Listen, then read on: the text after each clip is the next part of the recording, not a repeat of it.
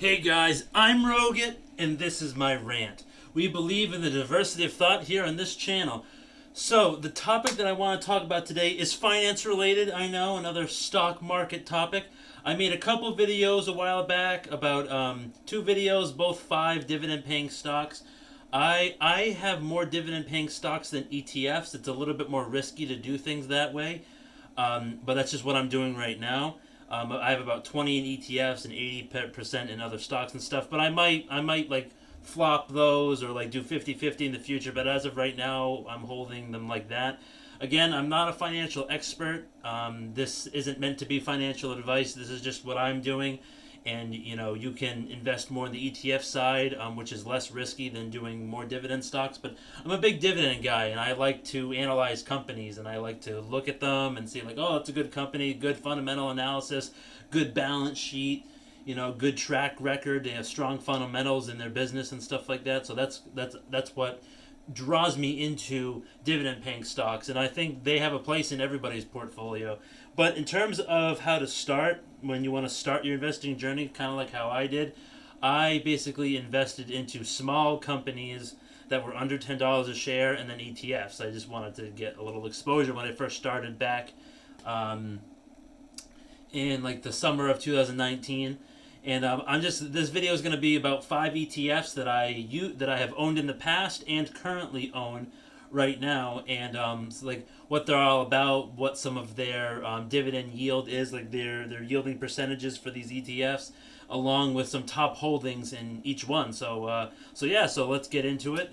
Thanks for watching, and let's go. So the first one I want to talk about is one that I own. My position in this one is about 4 shares, and this ETF is VYM. VYM is the ticker symbol on this one, and it's Vanguard High Dividend Yield Index Fund ETF. So this is a ETF that actually pays like a higher dividend, similar to like maybe like one stock would, and their percent is 3.18%. So I own 4 shares of that right now. Currently, it's at like $94.16. So I think it's kind of affordable, and you get to own pieces of a few different companies. Like let's see what it says. You're well diversified in all of the sectors when it comes to this ETF. Financial services, consumer, defensive, healthcare, utilities, communication services, energy, technology, stuff like that. You have a little bit of everything. And I won't say that most of these ETFs are pretty much well diversified into like these baskets of stocks, which minimizes the risk. So some of the top companies that you can have a small little piece of in this one is Johnson and Johnson, great dividend paying company. J.P. Morgan Chase, bank. Procter and Gamble, Verizon, Comcast, Bank of America, Pfizer, Walmart, AT&T, and Intel. Those are some of the top 10 holdings in that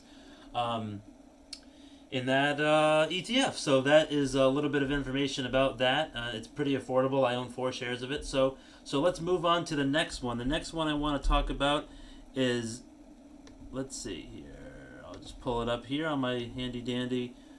All right. The next one is it's lower priced. It's even more affordable than the first one, so you can buy more shares of this one. I think I have 3 of this, and this is SPHD. That's the ticker symbol of this ETF. It's SPHD, and it's $38.51. So the dividend yield is higher than the previous one. It's 4.89, and it's classified as a high dividend, low volatility ETF. So basically, it doesn't move a whole lot. So it might go up 10 cents, go down 20 cents the next day, up 15.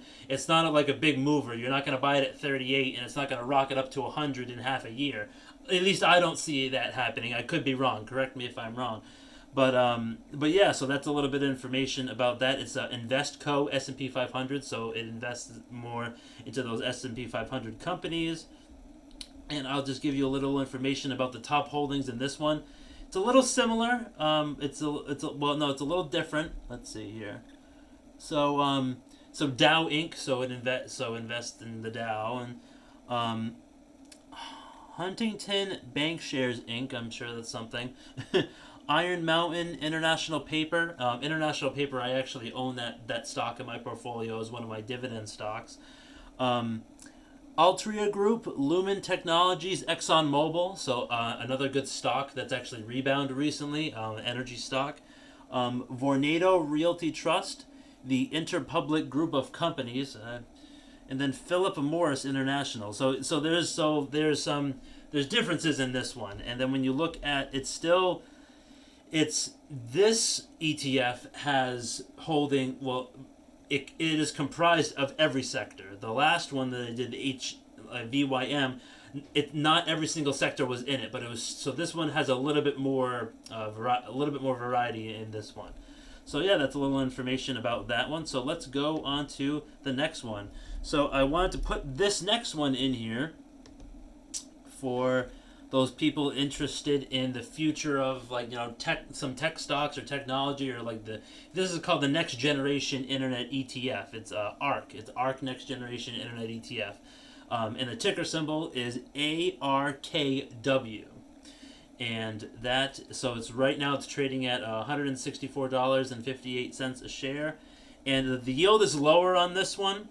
But the reason I have one share of it in my portfolio right now is because it has a lot of companies in it that are, in my opinion, too expensive to invest in by themselves, and they're part of this fund. Some of the ones, and the yield is 1.3%, so you're still getting something. So if you put money into this, you'd still be getting a much better return as if you just let your money sit in a savings account. Savings important though.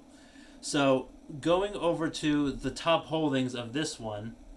It's mostly heavy on communication services and technology, and then there is some consumer cyclical and financial services as well. But other than that, there's not as much variety in this one, so you can keep that in mind. And then moving forward, so Tesla is part of this. I know Tesla is over $800 a share right now, so I own a little tiny piece of Tesla, which I think is cool. Roku has done extremely well in price this past year, I've noticed. Square, that payment method that Jack Dorsey created after he went on from Twitter. And then Slack Technologies, I'm pretty sure that Slack was acquired by someone. Oh, it might have been Salesforce. So that's a good company, I think. Spotify Technology, I've seen their stock price go up, and I use Spotify all the time. I think it's the best music streaming service in my opinion, and I have the premium, and I really like it, so I find that very interesting that I have a tiny little piece of Spotify. Teladoc Health, that's another stock that I actually slept on. I slept on that stock. I invested in it a while ago, and it wasn't really moving, and then I sold it, and then next time I checked it months and months and months later, it was triple what it was, and I was like, hindsight 2020. So. And then Grayscale Bitcoin Trust. Now this is a small part in the stock is cryptocurrencies, so you can get a little exposure to that with this ETF. If you don't want to fully invest in cryptos because you see it's too volatile, it's too risky. And Pinterest, Pure Storage Inc., and Twilio Inc. So those are some of the other companies top, and those companies are about 45% of its holdings. So so let's just see where we are for time here. All right. So the next two ETFs that I want to do are broad market S&P 500 ETFs, and I owned both of them at one time, but I plan on reinvesting into them in the future. So the first one I want to do is the classic, my favorite ETF that I've ever looked into or done is SPY. They're the Spider S&P 500 ETF Trust, and right now it's $383. Yes, it's a little expensive, but it has a 1.5%, so it's a little higher than the ARK one that we just talked about. And then in terms of top holdings for this one, it's mostly the S&P 500. So if the S&P 500 goes up over time, then you'll make money. And regardless of investment decisions and stuff like that, like I said, I'm not an expert when it comes to these types of things. Do your own research and due diligence, and don't blindly listen to just me. But when it comes to investing, you don't want to sell. You can sell whenever you want. Do whatever you want. But when the market corrects or there's a crash, and people sell because they're concerned about losing more money historically, if it's been 3 months, 6 months, 9 months, a year, 2 years, 5 years, 10 years, the market always recovers. So these ETFs are, like this one especially, is good to invest in. And all of the sectors, it's in every single one that I mentioned before. And then the top holdings of this one is Apple, Microsoft, Amazon, Facebook, Tesla, Alphabet, both classes of shares for Alphabet, Berkshire Hathaway, Johnson & Johnson, JP Morgan Chase.